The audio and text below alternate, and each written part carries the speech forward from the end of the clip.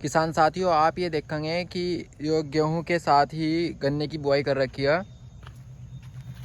इसमें गन्ना था और गन्ने पर जो मेड़ बचती है 4 फीट की, यानी कि जो हमारा ट्रेंच विधि का गन्ना है, उस पर गेहूं की बुआई कर दी गई थी। और आज की वीडियो में हम ये बताने वाले हैं कि इसके फ़ायदे क्या हैं। साथियों, आप ये देखेंगे कि गेहूँ बहुत ही अच्छा खड़ा है और गन्ना भी बढ़िया चल रहा है। इस गन्ने की बुआई और उस गन्ने की बुआई एक साथ की गई थी। उस गन्ने की हालत भी अभी आपको दिखाऊंगी कैसी हो रही, और इस गन्ने को आप देखो कितना अच्छा होकर चल रहा है। उसमें हमने सरसों की बुआई करी थी सह फसल में। इसमें हमने सरसों और बरसी पहले ही काट ली थी और फिर गेहूं की बुआई कर दी थी। और सबसे अच्छी बात हमें लगी कि हवा चली, इस बार बारिश भी आई है, लेकिन यो कहीं भी खेत में आप देख रहे कहीं भी इसमें गेहूँ गिरा नहीं बिल्कुल भी, क्योंकि वो मेड़ पर ऊपर बो रखा था। जो 4 फीट की मेड़ रह जाती है गन्ने से ट्रेंच विधि के बाहर, उस पर इसकी बुआई की गई थी। अभी यहाँ देखेंगे आप, ये दूसरा गेहूँ का खेत है। इसमें देखो आप, सारा गिरा पड़ा है इधर से, ये सारा खेत ख़राब हो रखा है। लेकिन इसमें कहीं भी आप ये देखेंगे दूर तक, पूरे इस खेत में कहीं भी इसमें गेहूँ गिरा नहीं है हमारा। और गन्ना भी बहुत बढ़िया चल रहा।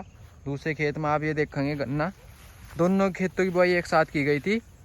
और दोनों में अगर बीज की बात करो तो इसमें भी 0-118 और इसमें भी 0-118।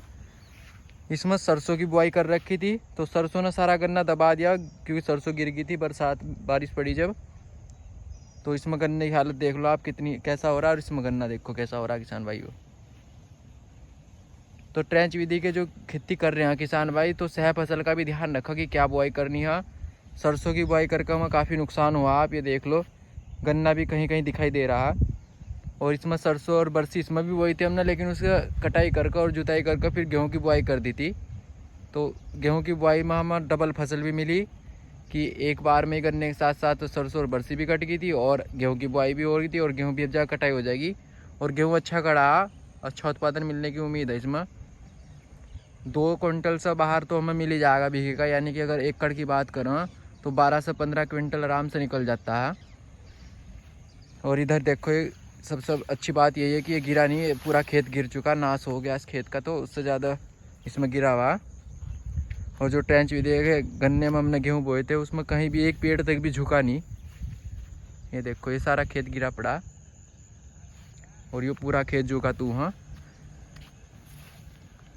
तो किसान भाइयों, अगर आप भी ट्रेंच विधि की खेती कर रहे हैं गन्ने में, और सह फसल में अगर सरसों लगा रहे हैं, तो सरसों से अच्छा है कि सरसों की बुआई तो ज़रूर करें, लेकिन उसे घास वगैरह में उसकी कटाई करके और फिर इसमें गेहूं की बुआई कर दें। गेहूं की बुआई करनी बहुत ज़्यादा, इसमें कोई यंत्र नहीं चाह रहा। आपने हमने इसकी वीडियो पहले बना रखी है, आप देख सको उसे भी जाएगा कि बहुत ही आसानी से गेहूँ की बुआई हो जाती है। तो इस वीडियो में इतना ही किसान भाइयों, मिलते हैं किसी नई वीडियो में, तब तक के लिए धन्यवाद।